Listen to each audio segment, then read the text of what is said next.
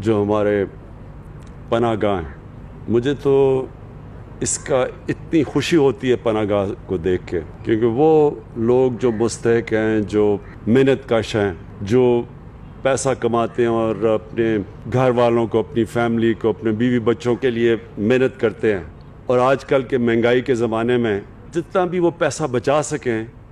वो पैसा अपने घर भेज सकते हैं। तो इसलिए पनाहगाह की उन इलाकों में जिधर मेहनत कश वो मज़दूर जो कि सबसे मुश्किल काम कर रहे हैं, एक तो ये पनाहगाह उनके लिए एक नेमत है, और जो दूसरा ये आज हम आगाज़ कर रहे हैं अपना, ये सबसे इम्पॉर्टेंट है पाकिस्तान में। हमें अपना मुल्क के अंदर ध्यान रखना है कि हमारे कई ऐसे इलाके हैं जिधर लोग भूखे सोते हैं, जिधर उनको खाना नहीं मिलता और दे नहीं सकते। कई दफ़ा दिहाड़ीदार होते हैं, नहीं अगर उनको दिहाड़ी लगी तो घर में कई दफ़ा भूख होती है। तो हम जो इसको एक फलाही रियासत बनाने जा रहे हैं,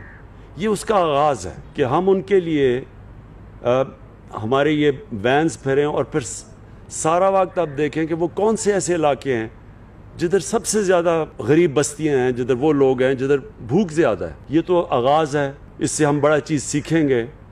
क्योंकि जब ये शुरू होगा पूरी तरह, आज अभी आपने मुझे पता है पायलट किया हुआ है, लेकिन जब अभी इस्लामाबाद में हम चलाएंगे और पिंडी में, तो हमें कई चीज़ें सामने आएंगी, कई चीज़ें हम सीखेंगे इससे, क्योंकि पहले इस तरह की कोई चीज़ नहीं हुई।